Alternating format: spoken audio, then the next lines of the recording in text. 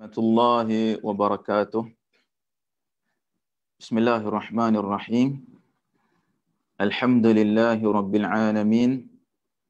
Wassalatu wassalamul atammani akmalani ala khairi khalqillah wa ala alihi wa sahbihi wa man walah. Allahumma la sahla illa ma ja'altahu sahla wa anta taj'alul hazna idza syi'ta sahla. Masya Allah kana wa ma lam yasha' lam yakun. Aqul billahi taufiq. Alhamdulillah, syukur kita kepada Allah Azza wa Jal atas limpah dan rahmat kasih sayang Allah. Kita semua pada malam ini diizinkan oleh Allah untuk meneruskan lagi kuliah Isyak kita, untuk pengajian doa menggunakan kitab Rintihan Para Nabi karangan Syekh Abdul Razak Al-Badar hafizahullah, seorang ulama yang tidak asing bagi kita semua, terutama dalam bidang doa. Baik tuan-tuan dan puan-puan dirahmati Allah sekalian, alhamdulillah kita sangat bersyukur kepada Allah kerana kita semua diizinkan lagi pada malam ini untuk meneruskan pengajian bersiri kitab Rintihan Para Nabi dengan tajuk 5 sebab kecelakaan iblis. Tajuk kita kat atas ni 5 sebab kecelakaan iblis. Di Allah dengan rahmatnya, sekalipun kita berada dalam musim cuti lah, mungkin ramai orang sedang bercuti, terutamanya Sabtu Ahad seperti ini, lebih-lebih lagi setelah diangkatlah segala sekatan untuk merentas negeri. Kita lihat di sebahagian tempat seperti Cameron Highland penuh sesak dengan orang ramai. Jadi jangan lupa untuk kita semua, selain daripada mengambil asbab seperti mana SOP yang kita sedia maklum dari sudut perubatan, di sudut teknikal, jangan melupakan doa-doa yang maksur daripada Quran, daripada hadis. Begitu juga ruqyah, jampi yang diajarkan oleh Nabi sallallahu alaihi wasallam sebagai pendinding untuk menyelamatkan kita daripada segala musibah ni, terutamanya jangkitan COVID-19 ni, terutama di tempat-tempat yang sangat sesak seperti ini. Dah Allah Azza wa Jalla menyelamatkan kita. Jadi kita bersyukur lagi sekali pada Allah Azza wa Jalla atas masa yang Allah kurniakan ini dalam kesibukan kita dan juga kesihatan yang Allah kurniakan. Walaupun sekarang musim hujan, mungkin ramai orang tak apa sihat. Saya sendiri pun tak apa nak sihat sikit. Ada demam sikit, batuk sikit, sesemua sikit. Tapi alhamdulillah tidaklah teruk. Dan kita semua dapat meneruskan lagi kuliah kita pada malam ini. Alhamdulillah. Baik tuan-tuan dan puan dirahmati Allah sekalian. Jangan lupa untuk kita sama-sama membantu berkongsi live kita malam ini, dan kita sama-sama join kontes yang masih lagi berjalan, insya-Allah. Minggu yang lalu dan minggu ini pun masih ada lagi untuk para pemenang lah, 2 orang lagi, insya-Allah, pada minggu ini. So teruskan lagi untuk share dan juga like page Akademi Sunnah kita ini untuk memenangi voucher buku daripada karya PIS. Itu buku-buku yang berkualiti dari sudut terjemahannya, itu juga sudut penulisan, dan juga berkualiti dari sudut teknikalnya, itu cetakan, design dan sebagainya. Jadi siapa yang belum mendapatkan lagi kitab kita, itu kitab Rintihan Para Nabi ini, tak apa nak keluar. Okey. Buku Rintihan Para Nabi ini, okey, nampak terbitan Muhim dan juga karya PIS. So boleh kontak kita punya admin lah, Haji Sofwan, begitu juga Haji Sabri, untuk membuat pembelian. Boleh post terus sampai ke rumah kita, insya-Allah. Jadi kalau boleh ada pensel, ada pen, ada buku, kita boleh semaklah kat mana kita berhenti. Dan malam ni insya-Allah kita akan sambung muka surat 31. Bab doa Nabi Adam alaihissalam. Bab doa Nabi Adam alaihissalam muka surat 31. Jadi ini antara sunnah Nabi sallallahu alaihi wasallam lah yang baginda perintahkan kita, seperti mana dalam riwayat yang sahih baginda sallallahu alaihi wasallam merintahkan kita di riwayat Daraqutni dan imam yang lain untuk kita ikat dengan penulisan dengan kitab. Itu kata Nabi sallallahu alaihi wasallam, qayyidu al-ilma bil kitab. Itu ikatlah ilmu ini dengan kitab. Dan sebahagian riwayat sebut bil kitabah, dengan penulisan. Tapi riwayat dengan penulisan tu riwayat yang dhaif. Yang sahih seperti mana riwayat bil kitab, dengan kitab. Jadi riwayat dengan kitab itulah riwayat yang sahih. Ikat dengan kitab. Adapun ikat dengan penulisan riwayat yang dhaif, tapi makna dia pun makna yang sahih. Sebab ia sahih daripada sahabat Nabi yang lain seperti Anas Ibn Malik radhiyallahu an juga menyebut secara mauquf, iaitu kata-kata Anas, ikatlah ilmu dengan kitab, dengan penulisan. So dengan penulisan dan juga dengan kitab. Ini juga perintah baginda sallallahu alaihi wasallam. Baik, jadi siapa yang mempunyai kitab, ada beberapa orang jemaah kita yang ada kitab, boleh rujuk sekali lagi muka surat 31. Muka surat 31 doa Nabi Adam alaihissalam. Baik, hayakumullah ala wa sahlan wa marhaban bikum pada siapa yang baru masuk dalam keadaan sihat wal afiat.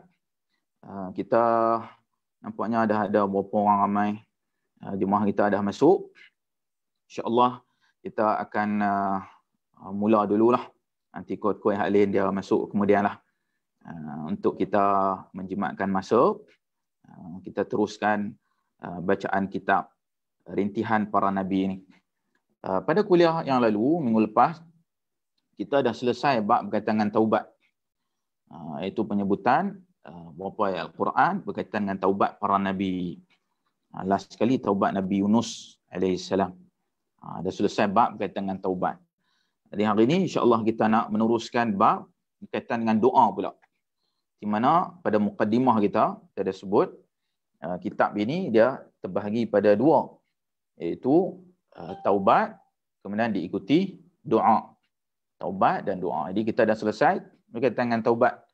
InsyaAllah kita akan masuk berkaitan dengan doa. Tapi tak bermakna baru separuh. Saya ingat dia lebih kurang baru suku lah. Baru suku. Sebab bab doa dia lebih panjang. Ada banyak doa. Adapun bab taubat dia cuma sedikit. Mangkali kita kata 1/3. Jadi yang ni 2/3 lagi berbaki berkaitan dengan doa. Baik. Lihat muka surat 32. Bagi siapa yang mempunyai kitab. Itu berkaitan dengan doa Nabi Adam alaihissalam. Iaitu doa bapa kita. Bapa sekalian manusia ni, Nabi Adam alaihissalam. Dan doa ini adalah di antara doa yang paling agung. Kata Syekh Abdul Razak Al-Badar hafizahullah, antara doa yang paling agung. Maka janganlah tinggalkan doa ini. Jangan sekali meninggalkan.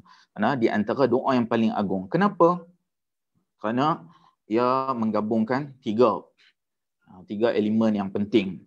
Iaitu yang pertama sekali adalah taubat. Pertama sekali adalah taubat. Diikuti dengan istighfar. Diikuti pula dengan pengakuan. Jadi yang menggabungkan tiga elemen penting di dalam satu doa. Jadi di antara tanda-tanda doa itu diterima di sisi Allah yang merangkumi tiga elemen ini. Sebab apa? Terbukti doa Nabi Adam AS diterima di sisi Allah. So, kalau kita nak doa kita diterima di sisi Allah, kita kena menyamai doa Nabi Adam AS. Jika tidak pun doa ini, maka dengan elemen yang sama seperti mana doa ni. Kalau tak pun kita menghafal. Tapi sebaik-baiknya kita menghafal doa yang sama sahaja. Jadi, kenapa dinamakan doa di antara yang paling agung? Kerana dia ada tiga sifat ini. Allah Azza wa Jalla menyebut tentang kisah Nabi Adam AS di dalam Al-Quran. Iaitu daripada surah Al-A'raf ayat 19 sehingga 22. Surah Al-A'raf ayat 19 sehinggalah 22. Baik, Allah Azza wa Jalla berfirman, A'udzu billahi minasyaitonir rajim. Wa ya Adam uskun anta wa zawjukal jannata fakula min haitsu syi'tuma wa la taqraba hadhihi asy-syajarah fatakuna minadh dhalimin. فوسوس لهما الشيطان ليبدي لهما ما وري عنهما من سوآتهما وقال ما نهاكما ربكما عن هذه الشجرة إلا أن تكونا ملكين أو تكونا من الخالدين وقاسمهما إني لكما لمن الناصحين فدلاهما بغرور فلما ذاقا الشجرة بدت لهما سوآتهما وطفقا يخصفان عليهما من ورق الجنة وناداهما ربهما ألم أنهكما عن تلكما الشجرة وأقل لكما إن الشيطان لكما عدو مبين. Maksudnya, dan wahai Adam, engkau diamilah sesungguhnya engkau dan isterimu di dalam syurga. Lalu kamu berdua makanlah dari mana saja yang kamu berdua telah kehendaki. Dan janganlah kamu berdua menghampiri ini, iaitu pokok ini. Kerana itu akan menjadilah kamu berdua dari kalangan pelanggar-pelanggar perintah. Lalu syaitan telah membisikkan fikiran jahat kepada mereka berdua, supaya dia menampakkan kepada mereka berdua apa yang telah disembunyikannya dari mereka berdua berupa anggota sulit mereka berdua. Dan dia telah berkata, tidaklah Tuhan kamu berdua telah melarang kamu berdua daripada ini, iaitu pokok ini. Kerana melainkan hanyalah akan menjadinya kamu berdua-dua malaikat, dan akan menjadilah kamu berdua dari kalangan yang hidup selama-lamanya. Dan dia telah bersumpah kepada mereka berdua, sesungguhnya aku kerana kamu berdua benar-benar dari kalangan pemberi nasihat. Lalu dia telah memperdaya mereka berdua bersama dengan tipu muslihat. Maka tak kala mereka berdua telah merasa pokok itu, lalu anggota-anggota sulit mereka berdua telah menjadi nyata kepada mereka berdua. Dan mulailah mereka berdua menutup ke atas mereka berdua dari sebahagian dari daun-daun syurga. Dan Tuhan mereka berdua telah menyeru mereka berdua, apakah tidak aku telah melarang kamu berdua daripada itu, iaitu pokok itu. Dan aku katakan kepada kamu berdua, sesungguhnya syaitan bagi kamu berdua adalah musuh yang nyata. Baik, surah Al-A'raf ayat 19 hingga 22. Ayat ini menceritakan tentang kisah Nabi Adam AS, yang mana Nabi Adam AS dan juga isterinya Hawa telah dihasut oleh syaitan untuk makan daripada pokok di dalam syurga ini, yang mana dilarang oleh Allah Azza wa Jalla. Dan mereka telah terpedaya dengan hasutan syaitan, dan akhirnya disebabkan kesalahan itu Adam AS telah bertaubat kepada Allah Azza wa Jalla. Jadi ini adalah satu kesilapan yang dilakukan oleh Nabi Adam AS, mana kita seringkali mendengar kisah ini kerana ia tidak syak lagi di dalam Al-Quran. Jadi hampir semua orang mengetahui kisah ini. Jadi tak ada isu Israiliyat ataupun tidak. Baik, di dalam ayat ini Allah Azza wa Jalla apabila menceritakan tentang Nabi Adam AS, kesilapan dia, itu tidaklah bertujuan, tidaklah untuk menghina, merendahkan Nabi Adam AS. Bahkan kata Syekh Abdul Razak, hafizahullah, untuk memilih Nabi Adam AS. Mana Nabi Adam AS terpilih disebabkan kesilapan yang dilakukan. Apabila dia melakukan satu kesilapan, kemudian dia bertaubat, dia dijadikan hamba Allah yang terpilih. Yang terpilih. Kenapa tidak malaikat? Sedangkan malaikat tak melakukan kesilapan. Jadi Allah jadikan ujian itu untuk memilih Nabi Adam AS.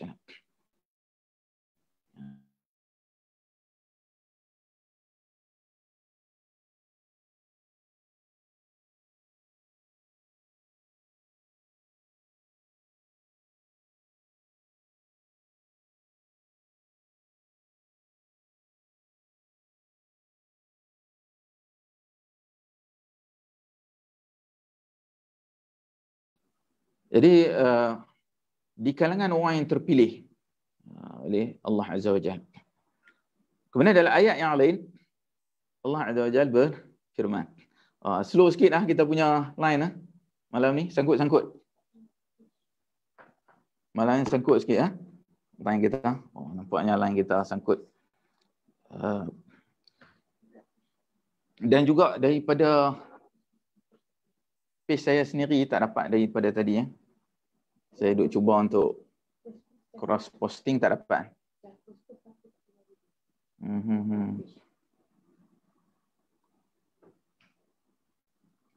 Nampaknya malam ni kita slow sikit sangkut-sangkut sikit. Bagaimana yang lain minta sedikit feedback daripada yang lain. Adakah dalam keadaan yang baik?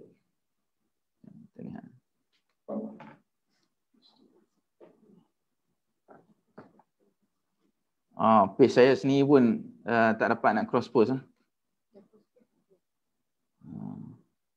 So hanya ada di page Akademi Sunnah saja. Diharap semua follower daripada page saya, page Usama Muhammad Razi, kita semua insya-Allah ramai-ramai masuk ke dalam page Akademi Sunnah. Kerana kita tak dapat nak cross posting malam ni ke page saya. So semua insya-Allah ramai kita masuk page Akademi Sunnah insya-Allah. Hayyakumullah, ahlan wa sahlan, marhaban bikum siapa yang baru masuk. Barakallahu fik Haji Rizwan. Wa fik ya Haji Rizwan. Labuan okey, cuma sikit slow daripada Labuan pun ada jemaah kita, tapi slow sikit. Alhamdulillah ala kulli hal. Semua Johor sangkut-sangkut sedikit semoga dipermudahkan insya-Allah. Haji Azharuddin. Hayyakumullah. Jadi sebahagian tempat slow sikit Tapi alhamdulillah kita pun bersiaran daripada 6 page. 6 page yang lain. Page Karya Peace, begitu juga IKAF dan beberapa page yang lain Jadi tuan-tuan boleh masuk dalam salah satu page ni Kalau boleh masuk page Akademi Sunnah kita Ni page utama kita. Page saya sendiri tak dapat masuk malam ni.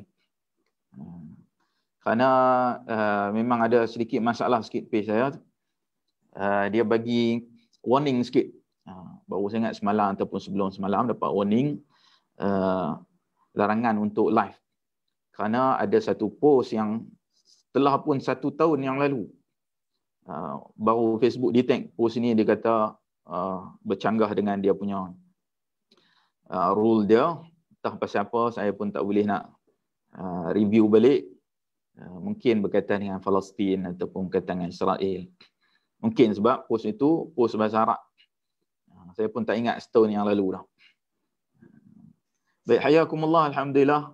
Haji YB Safwan dapat persiaran daripada Taman Seri Serdang. Clear, alhamdulillah. Baik, mudah Allah mudahkan urusan kita pada malam ni insya-Allah. Baik. Tuan-tuan dirahmati Allah sekalian. Dalam ayat yang lain pula Allah Azza wa Jalla berfirman, iaitu daripada surah Al-Baqarah ayat 37. Suratul Baqarah ayat 37. A'udzubillahi minasyaitonir rajim. Fatalaqa Adamu min rabbih kalimatin fataba alaihi innahu huwat tawwabur rahim. Maksud menerima dari Tuhannya kalimat-kalimat dan dia telah berlembut terhadapnya kerana sesungguhnya dia benar-benar dialah yang maha menerima taubat, yang maha mengasihani. Di surah Al-Baqarah ayat 37. Dalam ayat ni Allah Azza wa Jalla menceritakan kepada kita tentang bagaimana Allah telah mengajarkan Nabi Adam alaihissalam beberapa kalimat, yang mana dengan kalimat ini Allah berlembut terhadapnya. Taba alaih ini kebiasaan yang kita fahamlah. Zahirnya taba alaih maksudnya Allah menerima taubat. Taba alaih maksudnya menerima taubat. So itu yang kebiasaannya kita faham. Mungkin penterjemah kita dia terjemah Allah telah berlembut terhadapnya. Kerana menerima taubatlah salah satu sifat lembut. Mungkin atas sebab itu. Maka dia terjemah Allah berlembut terhadapnya.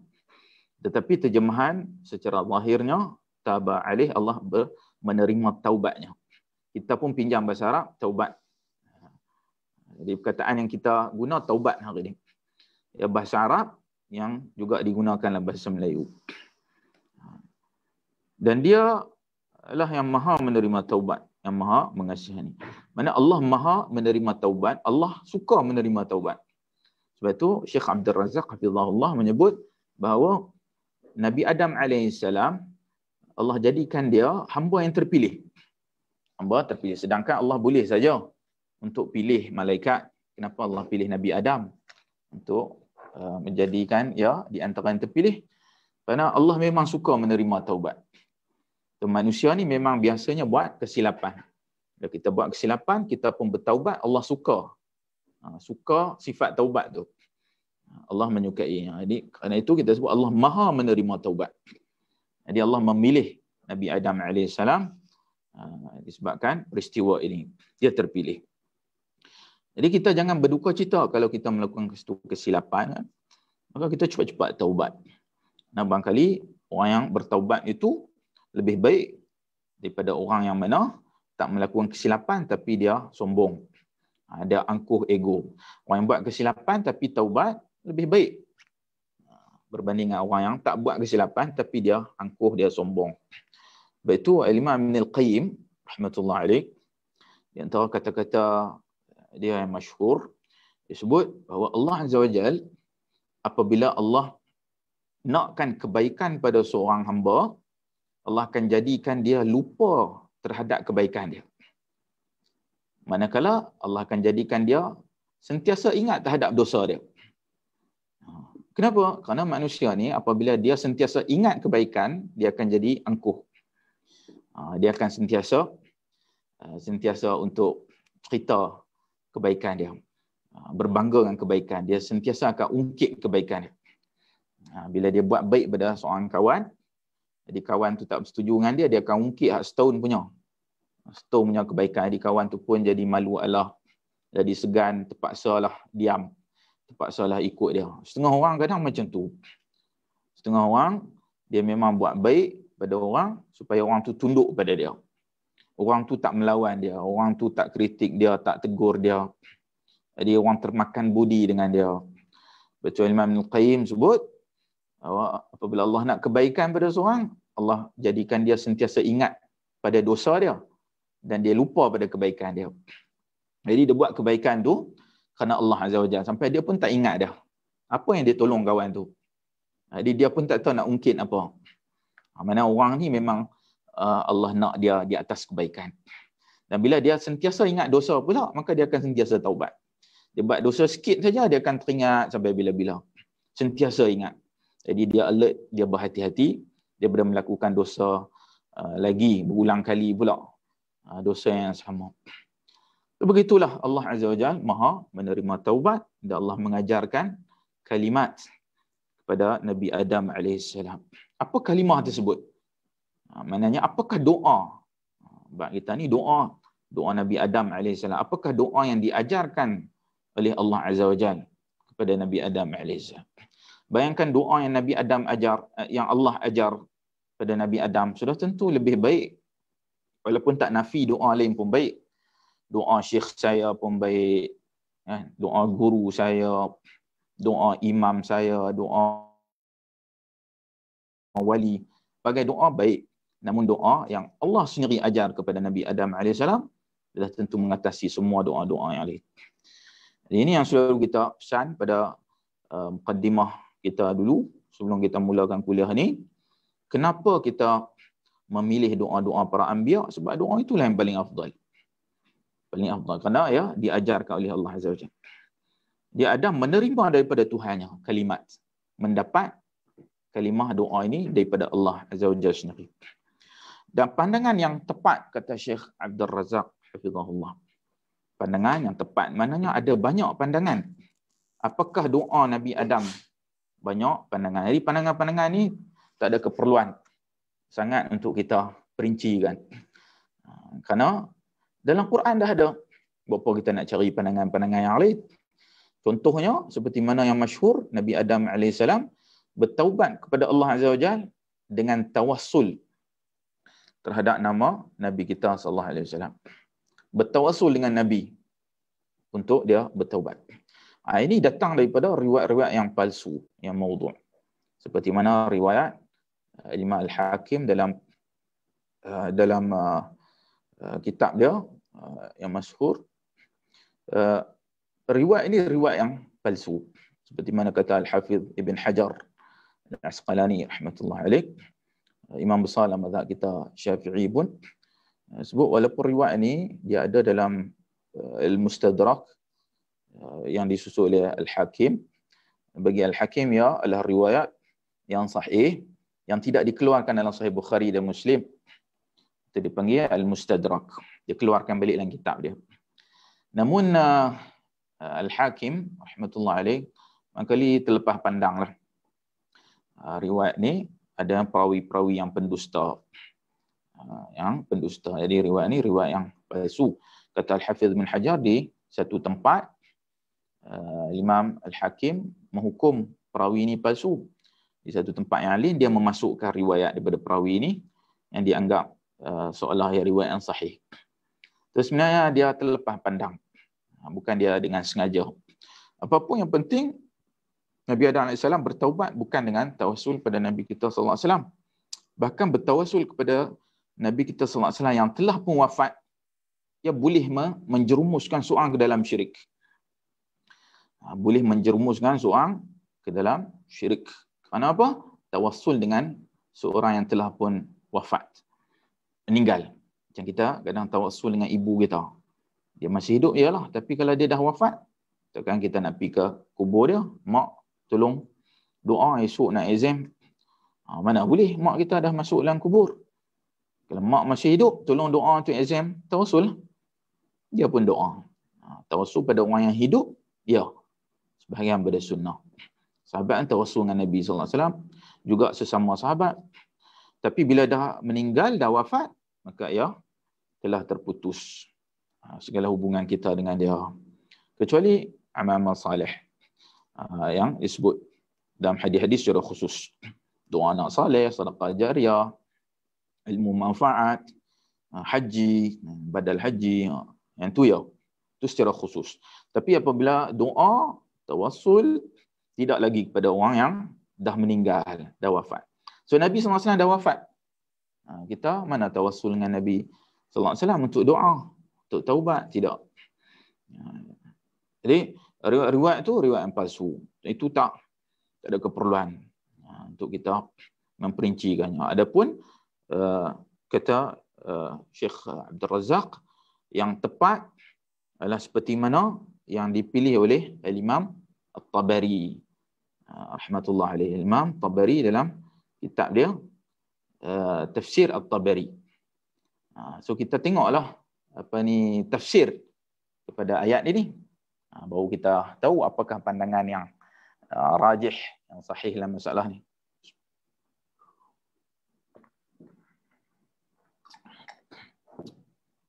Ayakumullah, ahlan wa sahlan.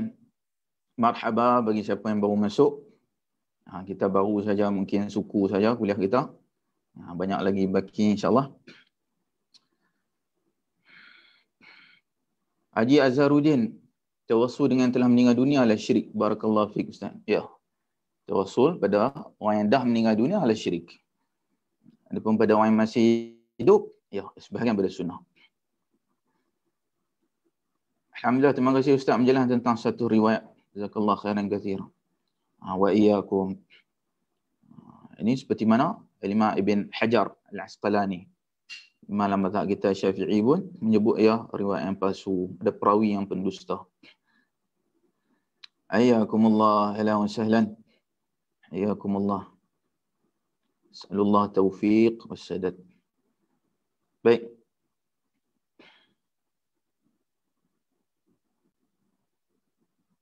Ni ada jemaah-jemaah kita dekat WhatsApp pun ada. Daripada Felda. Sangat slow, tak boleh online terus. Subhanallah. Ada penonton kita daripada Felda. tak boleh online langsung. So dia tak boleh komen kat Facebook, komen kat WhatsApp pun ada. Tak apalah mana yang ada. Yang lain tu boleh tengok kita punya rakaman insya-Allah. Ini manfaat kita punya internet lah. Boleh tonton melalui rakaman. Baik. Apakah yang tepat kalimah yang dibaca oleh Nabi Adam AS? Kata Imam Ibn Jarir At-Tabari dalam tafsir. Berdasarkan petunjuk Al-Quran, kalimah diterima oleh Adam AS daripada Allah itu merupakan kalimah yang Adam ucapkan untuk menyatakan kesalahannya dan mengakui dosanya. Iaitulah daripada surah Al-A'raf ayat 23. Surah Al-A'raf ayat 23. Tuan-tuan, take note. Surah Al-A'raf ayat 23. Itu apa yang disebut oleh Allah Azza wa Jalla sendiri dalam Quran. Jadi dalam Quran dah ada dah. Berapa kita duk pergi cari riwayat yang entah daripada mana. Kita pun tak tahu. Baca hak ada dalam Quran ni dulu. Cukuplah yang ni. Madai dah bagi kita. Iaitu qala rabbana zalamna anfusana wa illam taghfir lana wa tarhamna lanakunanna minal khasirin.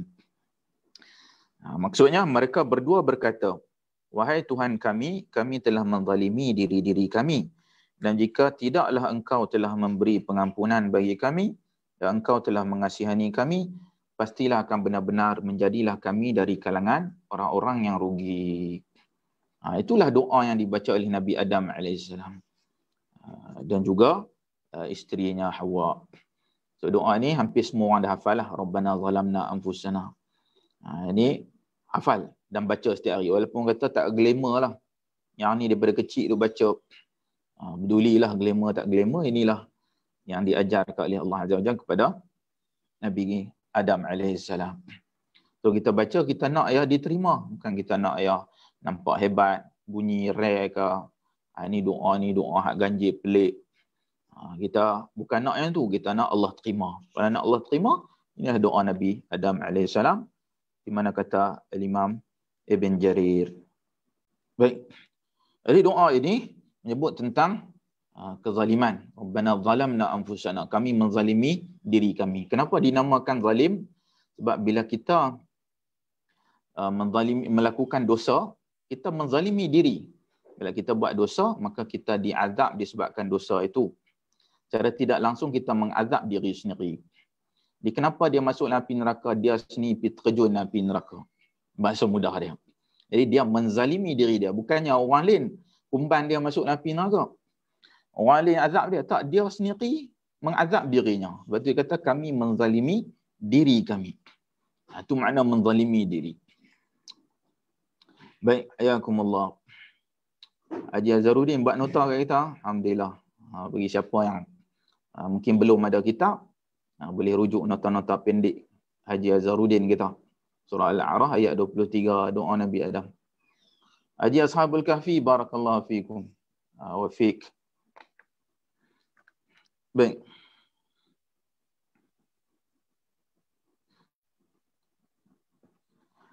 Berkenaan dengan taubat Nabi Adam AS, Syekh Abdul Razak hafizahullah membawa kata-kata daripada Imam Ibn Jarir. Sekali lagi kata-kata Imam Ibn Jarir dalam tafsirnya. Sebab itulah metodologi manhaj kita. Manhaj kita tak bantai saja goreng tafsir. Kita baca ayat Quran. Ayat Quran ni maksud dia kita pun goreng. Tak. Metodologi manhaj kita merujuk baca tafsir. Tafsir imam yang mu'tabar. Antaranya Ibn Jarir. So Syekh Abdul Razak dia pun juga ulama besar. Dia pun boleh goreng tapi tak. Dia nakal, dia quote. Kata Imam Ibn Jarir, kisah yang Allah Azza wa Jalla khabarkan berkenaan kalimah taubat yang diilhamkan kepada Adam adalah sebagai pengenalan pada sekalian pembaca Al-Quran tentang bagaimana mahu bertaubat daripada dosa. Usaha manusia untuk melepaskan diri daripada dosa merupakan gambaran bagaimana bapa mereka Adam membebaskan diri daripada kesilapan baginda. Baik. Ada Imam Ibn Jarir sebut, apakah hikmah di sebalik kalimat doa yang diajarkan oleh Allah Azza wa Jalla kepada Nabi Adam AS adalah supaya pengenalan kepada semua pembaca Al-Quran, iaitu anak-anak Adam, seperti mana kita ni lah, anak cucu Adam, pengenalan bagi kita semua. Bila kita baca Quran, bagaimana cara untuk taubat? Nak taubat daripada dosa macam mana? Nak melepaskan diri daripada dosa macam mana? Itu seperti mana bapa kita dah buat. Biasanya anak, dia akan ikut bapa dia. Anak borek, bapa rintik. Contohnya. Ya, anak akan ikut bapa dia macam mana? Datuk dia macam mana? So, bila kita membaca kisah bapa kita, kita pun ikut. So, itu hikmah dia. Dan kata Imam Ibn Kathir pula, ungkapan ini merupakan pengakuan salah, kembali bertaubat, menunduk dan menghinakan diri, serta menyatakan kebergantungan kita kepada Allah tak kala sedang tersepit, yang merupakan tips rahsia yang jika seorang manusia melakukannya, pasti kesudahannya adalah kebaikan untuknya di dunia dan juga di akhirat. Ini kata Imam Ibn Kathir dalam kitabnya Al-Bidayah wa Nihayah. Al-Bidayah wa Nihayah ni dia kitab sejarah, kitab sirah dan juga sejarah. Dia bukan tafsir, tapi yang menceritakan juga tentang para anbiya dan rasul. Jadi Ibn Kathir menceritakan tentang kisah Nabi Adam, dia sebut hikmah dia. Hikmah dia apa? Dia pengakuan salah, kembali taubat, menunduk dan menghinakan diri, dan menyatakan kebergantungan kita kepada Allah. Jadi ini adalah tips rahsia. Kata Imam Ibn Kathir, ialah tips, ialah satu rahsia bagaimana seorang itu nak bertaubat, iaitu taubat apabila dia merendahkan diri dia, menghinakan diri dia. Itu tips taubat. Kalau kata seorang tu taubat, tapi macam tak apa nak taubat, seperti sebahagian manusia, wal'iyadu billah, kadang-kadang apabila minta ampun, minta maaf macam tak mau minta. Minta maaf dalam keadaan yang angkuh. Angkuh, sombong. Kadang minta maaf pun tak mau tengok muka. Tapi minta maaf. Minta maaf dengan nada yang tinggi. Kadang minta maaf tapi justify balik. Minta maaf tapi lepas tu sebenarnya bukan dia yang salah. Tak mengaku kesalahan. Dan berbagai cara lagi. So, di antara tips rahsia untuk kita bertaubat, merendahkan diri. Menghinakan diri. Itu barulah jika benar-benar bertaubat. Seperti mana Nabi Adam AS, dia mula-mula dia sebut, kami telah menzalimi diri kami. Maknanya dia mengaku benda tu salah. Tak payah justify. Tak payah duk kena pusing sana sini, sebenarnya macam tu, sebenarnya macam ni, dialah punca. Cari salah orang lain pula. Kona sana tak payah kona. Straight to the point, kami menzalimi diri kami. Memang kami buat benda salah lah. Ataupun masalah panggil tak payah justify lah. Itu antara tips sebut oleh Imam Ibn Kathir. Baik. Jazakallah khair. Admin kita ni sangat proaktif lah. Setiap malam kita ada kuliah, alhamdulillah. Tuan-tuan jangan lupa untuk ikuti kita punya page Akademi Sunnah ni setiap malam insya-Allah bersiaran. Ayyakumullah. Alhamdulillah malam ni juadah kita muka Qaf. Lupa sikit nak beritahu. Gambar atau apa lekat. Ni muka Qaf. Travel Qaf. Ni jemaah kita baru pagi tadi datang menziarahi saya dekat rumah. Dia bawa lah dia punya kopi, produk kopi dia. Minta bagi kita cubalah. Jadi kita support lah sahabat-sahabat kita musim COVID-19 ni. Admin kita, kalau boleh kita bagi peluang sikit lah jemaah-jemaah kita. Kalau ada perniagaan mereka, silakan. Silakan, kita pun tak berkira sangat lah. Ni macam ni, Travel Qaf ni. Jemaah ni dia baru mula buat jual kopi. Macam-macam kopi lah, mocha lah, hazel lah. Macam-macam dia bagi kat saya untuk try. Ada berapa? 6. Ada 5. 5 jenis. Tuan-tuan, kalau nak beli kopi ni bolehlah Travel Qaf. Ayakumullah. Sedap tu Ustaz. Alhamdulillah memang sedap. Memang bagi kopi ni try untuk kita minum waktu kuliah. Sebab dia pun nak tumpang macam admin kita. Admin kita ni dia buat apa ni? Voucher kitab kan. Untuk kuliah-kuliah kita. So kita pun ada juga voucher kopi untuk kuliah juga.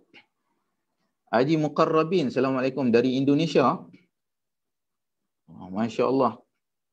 Kita ada jemaah yang ganteng daripada Indonesia juga. Hayakumullah. Alhamdulillah admin kita. Mudah-mudahan diberkatilah kita punya kuliah ni sampai ke Indonesia. So bersamalah. Itu mereka pun tonton daripada Malaysia. Kita pun Malaysia banyak tonton. Dr. Firanda. Banyak follower daripada Malaysia juga. Hayakumullah. Baik. Seterusnya Al-Imam Ahmad ibn Hanbal rahmatullah alaih, imam yang sangat masyhur bermazhab Hanbali, dalam kitabnya Az-Zuhud. Juga Abu Shaykh, juga imam hadis Abu Shaykh rahmatullah alaih, riwayat daripada Qatadah. Qatadah anak murid daripada Ibn Abbas. Qatadah ibn Di'amah As-Sadusi rahmatullah alaih. Dia imam yang masyhur bidang tafsir. Dalam hadis pun ya, tapi dia lebih menonjol dalam bidang tafsir. Dia pula berkata, sesungguhnya seorang mukmin itu pasti merasa malu dengan Tuhannya kerana dosa yang dilakukan. Dia kata sifat mukmin itu dia malu dengan Tuhan dia bila melakukan dosa. So Al-Imam Qatadah sebut bahawa di antara sifat Nabi Adam AS, dia malu bila dia dah buat satu kesilapan. Dia berkata, kami menzalimi diri kami. Dia malu, segan. Seperti mana kita juga. Tapi kalau kita buat satu kesilapan tapi tak malu, kata biasa lah ni, dia tak malu pun. Dia tak ada rasa nak tunduk, segan, dia dongak lagi kepala ada. Ataupun dia buat satu kesilapan, dia buh dalam media sosial. Dia sendiri viral kan. Tak malu punya. Yang ni mana bukan sifat yang sepatutnya seorang yang bertaubat. Kerana dia kata sifat orang mukmin malu dengan Tuhan apabila melakukan dosa. So antara sifat dia malu. Kemudian apabila dia mengetahui bihamdillah, alhamdulillah, bila dah sampai kepada dia pengetahuan, iaitu doa tadi. Doa yang kita baca Rabbana zalamna anfusana tadi, bila dia dah tahu doa tersebut, maka jalan selamat adalah dengan memohon keampunan dan bertaubat pada Allah Azza wa Jalla. Maka janganlah seorang itu merasa segan untuk bertaubat. Dia malu ialah sifat kita malu, tapi jangan malu bertaubat. Malu disebabkan kesalahan itu ya, itu sifat mukmin. Tapi kata Imam Qatadah, janganlah dia malu, jangan segan untuk bertaubat pula. Yang ni malu yang tercela. Malu yang buruk, malu yang keji apabila malu bertaubat.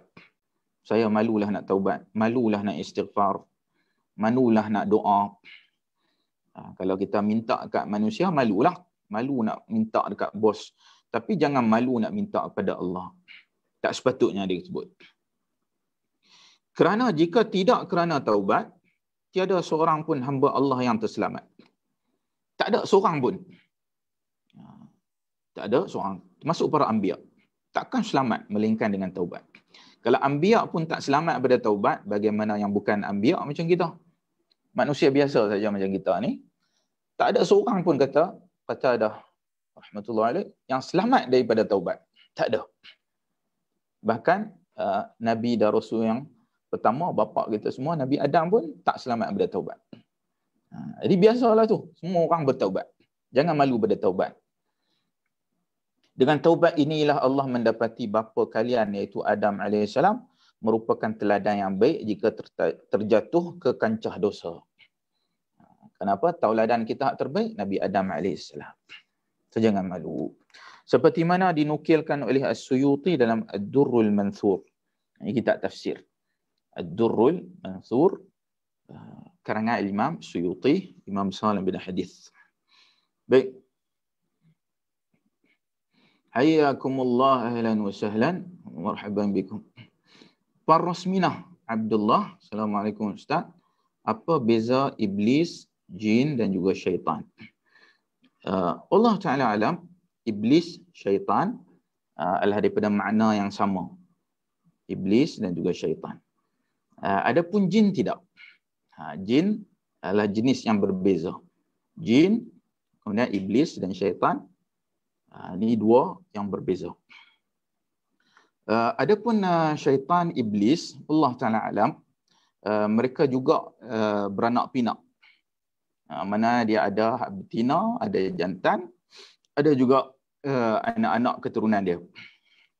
Tetapi Allah Ta'ala alam, setakat yang kita ketahui, iblis ataupun syaitan ini, kesemuanya mereka ni kafir.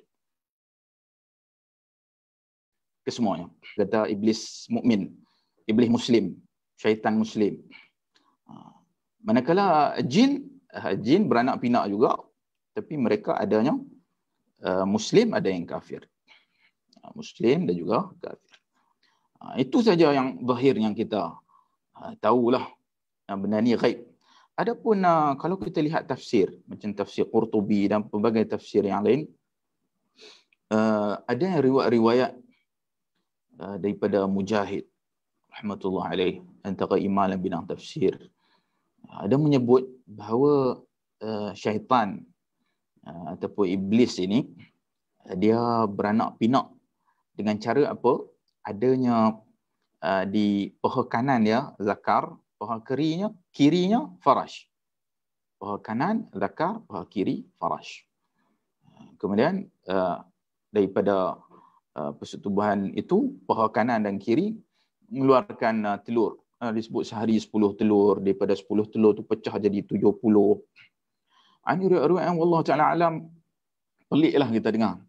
Tapi ada dalam kitab-kitab tafsir. Sebab kita muskil juga. Jin dan syaitan ni, kita kata dia macam mana dia beranak pinak? Adakah dia macam manusia? Dia berkahwin ke? Dia ada rumah? Dia ada... Ini wallahu a'lam, kita tak ada satu riwayat yang sahih, yang sarih, yang jelas tentang mereka ni. Cuma kalau jin ni ada riwayat-riwayat sahih dan sahih Muslim dan sebagainya, dia makan minum juga. Lebih kurang macam kita makan. Jadi disebut mereka makan tulang. Kalau tulang yang disembelih, jin Muslim. Tulang yang tak disembelih, mana haiwan yang tak disembelih lah, jin kafir. Dan mereka ada ternakan. Ternakan tu macam mana? Allah alam lah, lembu ke apa macam kita, tapi dia makan najis ternakan kita. Contoh najis kambing, tahi lembu, binatang mereka akan makan balik. Dia ada riwayat yang khusus macam ni ialah. Tapi kadang cerita paha kanan, paha kiri ada zakar, ada juga farash. Wallahu a'lam. Yang ni ada riwayat-riwayat dalam tafsir, tapi ia bukan hadis. Tapi ada satu hadis, riwayat Al-Barqani dalam sahih. Salah seorang imam hadis dalam sahihnya, dia ada kitab sahih Al-Barqani rahimahullah. Sebut riwayat dalam riwayat yang sahih dia disebut fiha bada syaitan. Di pasar, fiha tu mana fi suq. Di pasar syaitan bertelur. Di pasar syaitan bertelur. Apa makna dia bertelur di pasar? Kita sedia maklumlah, di pasar ni tempat syaitan suka. Dia bertelur macam mana? Adakah telur macam telur ayam, ataupun dimaksudkan telur ni adalah benih, macam kita pun panggil benih telur. Macam benih wanita kita panggil telur. Walaupun dia bukanlah macam telur ayam kan. Allahu'alam, benda-benda ni kadang ada riwayat macam ni, kita beriman. Tetapi tanpa kita perincikan. Allahu'alam. Itulah yang zahir kaitan dengan jin dan syaitan ini. Baik. Jazakumullah khairan Ustaz. Lagi satu, adakah kalau kita yang Islam, kalau berbuat dosa, kita akan disiksa dulu di neraka, kemudian ditempatkan di syurga? Allahu'alam, jika seorang itu Muslim, dia masih ahli tauhid. Selagi mana tak mensyirikkan Allah, maka dia akan dimasukkan dalam syurga. Dimasukkan dalam syurga. Tapi dia akan diazab dengan dosa-dosa dia. Di mana hadis riwayat Tirmizi dalam sunan dia, dalam jami', bahawa orang yang terakhir keluar daripada api neraka, seorang lelaki, Seorang lelaki apabila dia dah diazab yang teruk, last sekali dia orang paling last keluar pada api neraka. So dia keluar pada api neraka tu sebab apa? Dimasukkan dalam syurga, dan dia yang terakhir kerana dia masih lagi adanya iman. Dia tak mensyirikkan Allah. Walaupun sekecil-kecil iman, selagi mana tak syirikkan Allah, maka dia akan diazab dengan segala dosa dia. Akhirnya dia akan dimasukkan ke dalam syurga. Tapi dengan syarat itulah. Syarat dia masih lagi Muslim yang sebenarnya lah. Bukan Muslim KTP. Kartu tanda pengenalan. IC yang Muslim.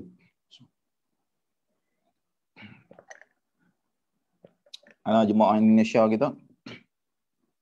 Mereka panggil KTP. Mana dia atas IC saja Muslim. Itu tak kira lah. Ini Muslim sebenar-benarnya. Tidak mensyirikkan Allah. Tapi dia buat dosa lain. Dia buat dosa-dosa kabair yang lain. Dia akan kena azab. Allah Ta'ala alam. Baik. Itu kata-kata Qatadah. Rahmatullah alaih. Jadi kerugian paling besar apabila kita mengikuti syaitan. Sepatutnya kita mengikuti Nabi Adam tapi kita ikut syaitan. Itulah kerugian yang paling besar.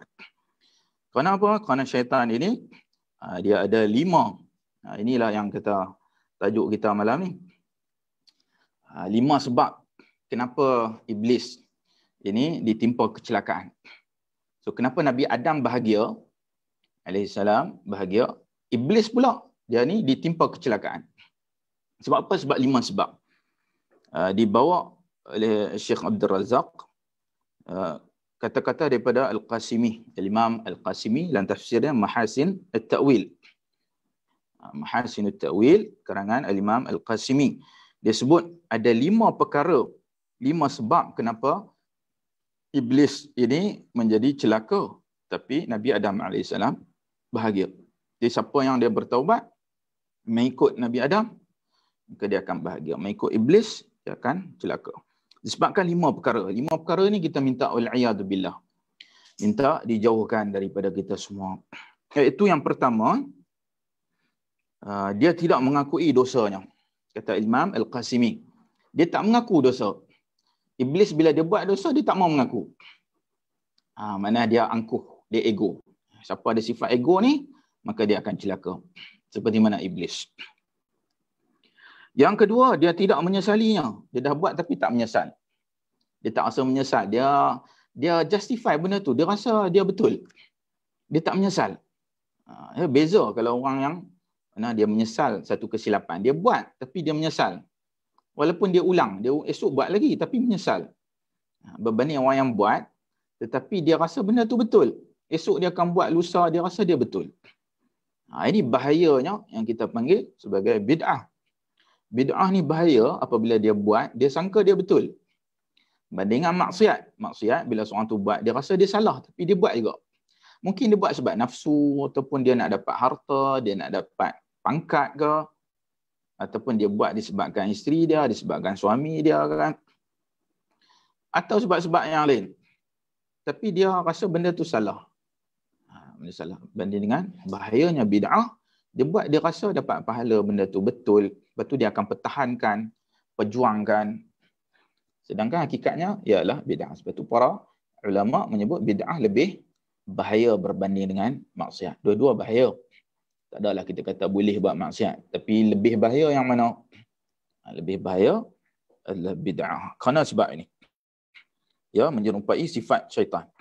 Yang ketiga, dia tidak menyalahkan dirinya. Bahkan dia menyalahkan Tuhan. Yang ketiga sifat syaitan ini, dia menyalahkan Tuhan dia. Dia menyalahkan orang lain. Bila dia buat tu kesilapan, dia kata, ini salah orang tu, salah orang ni. Ni dia punya pasal lah. Ini Tuhan punya pasal terus. Yang ni lagi berat, lagi bahaya. So jangan salahkan orang lain, salahkan diri sendiri. Seperti Nabi Adam AS kata, kami menzalimi diri kami. Dia tak, padahal dia boleh saja, syaitan punya pasal lah ni. Tak, dia tak sebut begitu. Tapi dia sebut diri dia sendiri yang menzalimi. Itu yang ketiga. Yang keempat, dia enggan bertaubat. Jadi kalau dia buat kesilapan, Nabi Adam AS cepat-cepat bertaubat. Bersegera taubat. Adapun syaitan, dia enggan untuk bertaubat. Disuruh dah untuk enggan juga. Jadi, bila dia enggan bertaubat, maka dia ditimpa kecelakaan. Dan yang kelima, yang terakhir, dia berputus asa daripada menggapai belas kasihan Allah. Dia berputus asa.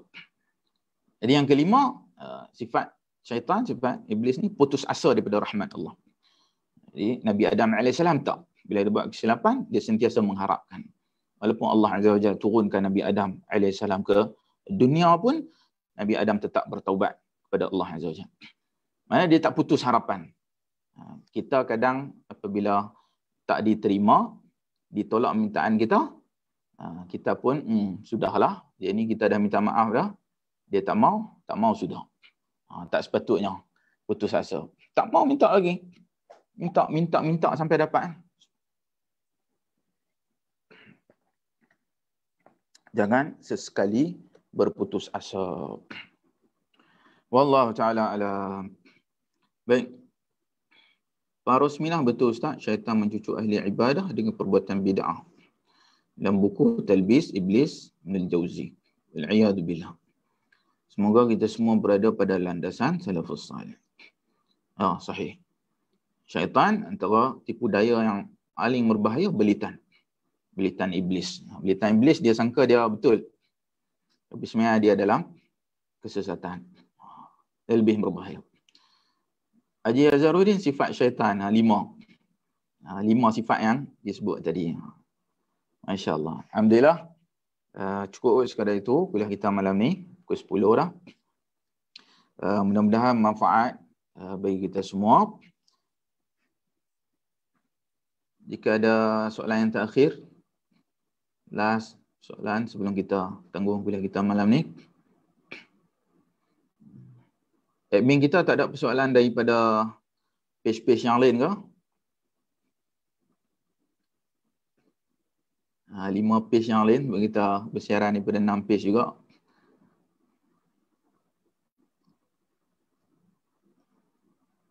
Baik, nampaknya tak ada kot sebarang persoalan. Nampaknya admin kita kata tak ada sebarang persoalan. Tak ada nak check pun. Jadi jika ada sebarang persoalan, boleh sambung pada minggu hadapan lah insyaAllah. Ataupun sambung pada esok pun boleh. Esok pun kita ada kuliah macam biasa kot insyaAllah. Boleh tanya Ustaz Fadil lah esok. Al-Fadil, Ustaz Fadil. Hayakumullah. Cukup sekadar itu kuliah kita pada malam ini. Dah manfaat. Parosminah, cara nak dakwah terhadap pelaku bid'ah Ustaz. Soalan yang terakhir. Cara nak dakwah terhadap pelaku bid'ah. Pelaku bid'ah ini mereka biasanya orang yang melakukan bid'ah adalah orang yang baik, orang yang minat kepada agama, orang yang saleh, orang kadang penuntut ilmu. Biasanya begitu. Mereka tak macam ahli maksiat. Ahli maksiat memang dia tak pergi masjid, contohnya. Kan? Tapi ahli bid'ah pergi masjid, pergi kuliah, mungkin pergi haji, pergi umrah, pakai jubah, pakai serban kan, pakai purdah, pakai pakaian-pakaian yang baik. Jadi pendekatan dengan mereka ni berbeza. Pendekatan berbeza. Sebelum tu suka untuk peringat bagi kita ada esok kuliah kita, kuliah tahsin. Tahsinul Quran oleh Ustaz Akbar. Ustaz Akbar kita. Itu ganti pada kuliah Ustaz Al-Fadil lah. So esok kita belajar Quran, boleh tanya soalan seterusnya pada Ustaz Akbar. So pendekatan kita kena berbeza dengan ahli bid'ah dan juga ahli maksiat, tak sama. So ahli bid'ah ni agak sukar untuk kita dakwah terhadap mereka. Agak sukar. So bagaimana cara pendekatan dakwah kepada ahli bid'ah ni?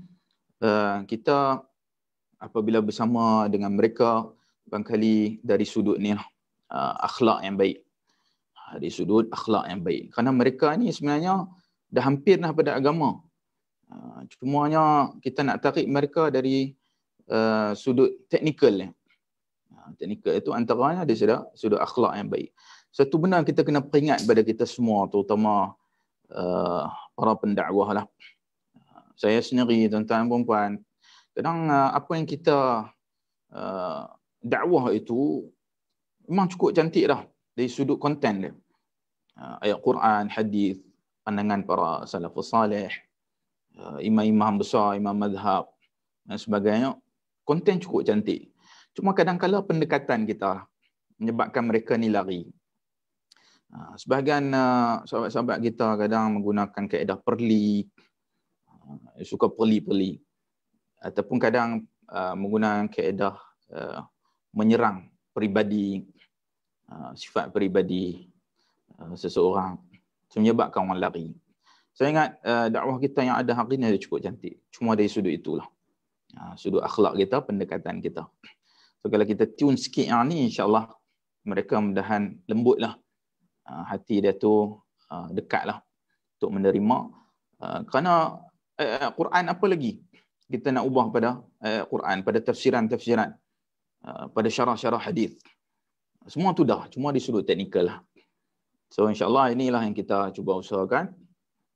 Macam kita semua malam ni ada yang tulis nota, mungkin dari sudut ni bila dia tengok orang yang menuntut ilmu ni rajin nulis nota, ada yang rajin infak, macam infak kitab, ada yang infak dapat kopi pun ada. Mungkin daripada sudut macam ni lah, orang yang mungkin sebelum ni tak minat nak tengok tapi jadi berminat nak tengok channel Akademi Sunnah kita malam ni. Channel ni ada nota, pergi channel lain tak ada nota pula. So mungkin sudut tu lama-lama dia akan terikut lah. Lama-lama insya-Allah. Mudahan kita perbanyakkan doa lah. Wallahu ta'ala alam. Perlu berilmu dan menunjuk kepribadian akhlak yang mulia. Wallahu alam. Barakallahu fikum Ustaz. Haji Ridwan, semoga Allah Subhanahu wa taala memberkati dan merahmati majlis ilmu kita malam ini insya-Allah. Kita praktis tulis jawi sikit malam ni ya. Nanti kita dituduh Wahabi. Allahu. Dituduh Wahabi ya.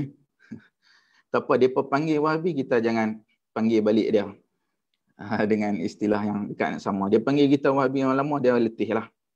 Lama-lama dia akan letih. Sebab kita tak balas balik panggilan buruk kat dia. Kita panggil dia dengan baik balik. Baik, kita tangguh dahulu kuliah kita malam ni dengan tasbih kafarah dan doa Nabi sallallahu alaihi wasallam sebelum berangkat. Allahumma la taj'alid dunya akbar hammina wa la mablagha ilmina.